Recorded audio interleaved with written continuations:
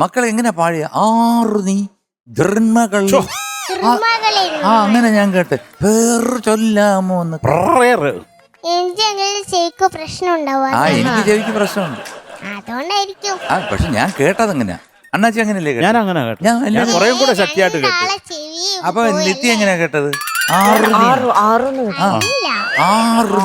ധർമ്മകളെ ധർമ്മകളെ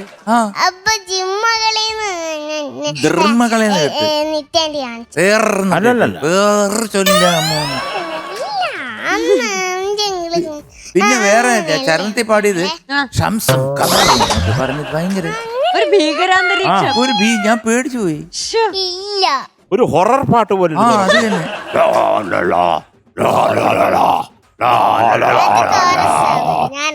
അല്ല മൊത്തത്തിൽ ഇങ്ങനെ ഇങ്ങനെ ഫീലാ കിട്ടിയത്. ഇതൊക്കെ വളരെ സോഫ്റ്റ് അല്ലല്ലേ, ഇതൊക്കെ വളരെ സോഫ്റ്റ് ആയിട്ട് ആരു നീ ജന്മകളെ അങ്ങനെയൊക്കെ പാടണ്ടല്ലേ. മോൾ അങ്ങനെ പാടി, മോക്ക് എന്തോ പ്രശ്നമുണ്ട്.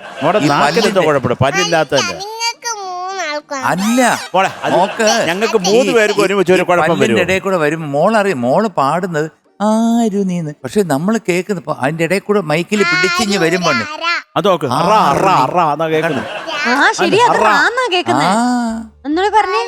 ഒന്നുകൂടെ പാടിക്കേ കേട്ടോ.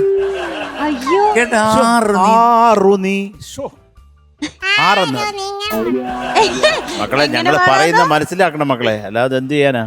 6 നീ 7 നീ എന്നൊക്കെയാണോ പാടിട്ടൊന്നും. ഇപ്പൊ ഞങ്ങള് ഇത്രയും ഇവിടെ ഇരുന്നോണ്ട് ജഡ്ജ് ചെയ്യുന്ന ആൾക്കാര് എന്താ അങ്ങനെ പാടിയെന്ന് പറഞ്ഞാൽ നമ്മുടെ ചെവിയുടെ കുഴപ്പമെന്ന് പറഞ്ഞാൽ നമുക്ക് എന്ത് ചെയ്യാം? ഞങ്ങൾക്ക് വിഷമം വരുന്നു. ഇവര് കരയാൻ തുടങ്ങി നിർത്തത്തില്ല. പിന്നെ അങ്ങനെ കുഴപ്പമുണ്ട്. അവ പേര് ചൊല്ലാമോ എങ്ങനെയായിരുന്നു?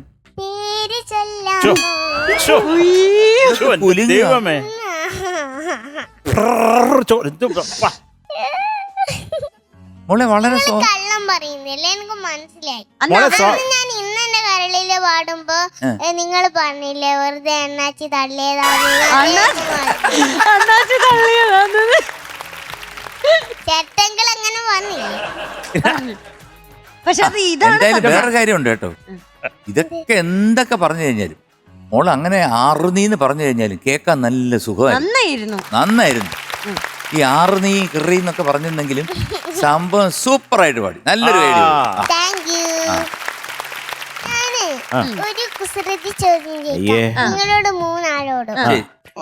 തലയുണ്ട് പാലുണ്ട് പക്ഷെ ശരീരമില്ല. അതെല്ലാവർക്കും അറിയാം. ഞങ്ങൾക്ക് അങ്ങനെ, ഞങ്ങൾക്ക് തലയുണ്ട് പാലുണ്ട്, ഞങ്ങൾക്ക് ശരീരമേ ഇല്ല, വെറും ഒരു ഉടുപ്പിട്ടേക്കുന്നേ ഉള്ളൂ. തലയുണ്ട് പാലുണ്ട് ശരീരമില്ല.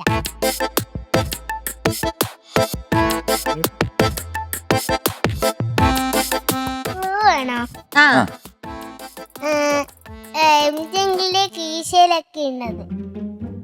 തലയുണ്ട് പാലുണ്ട് പൈസ. പൈസയാണ് പൈസ. അതെ. അതെന്താണ്?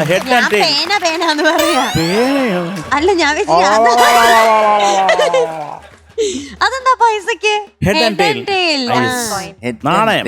Coin coin coin. ഞാൻ കേട്ടത് കോഴിയാണ്.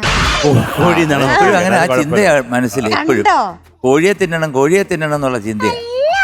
അതെന്താ കേട്ടുപോയതാണ്. അതുപോലെ അവരും കേട്ടുപോയത് പാവങ്ങൾ. അന്നേരം അവരെ കുറ്റം പറഞ്ഞില്ലേ? ആറുനീ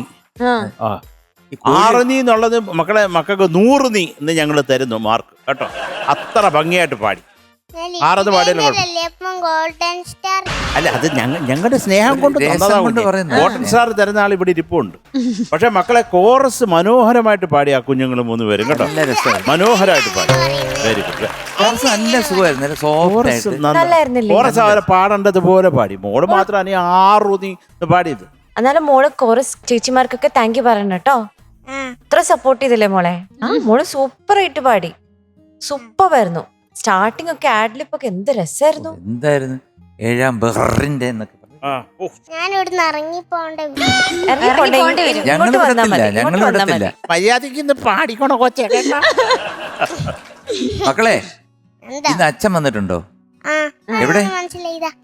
അതെങ്ങനെ മനസ്സിലായി? ആദ്യമായിട്ടാ വരുന്നല്ലേ? അതെ, ആദ്യമായിട്ടാണ്. എന്ത് ചെയ്യുന്നു? ഞാൻ KSRTC-ലാണ്, കണ്ടക്ടറാണ്.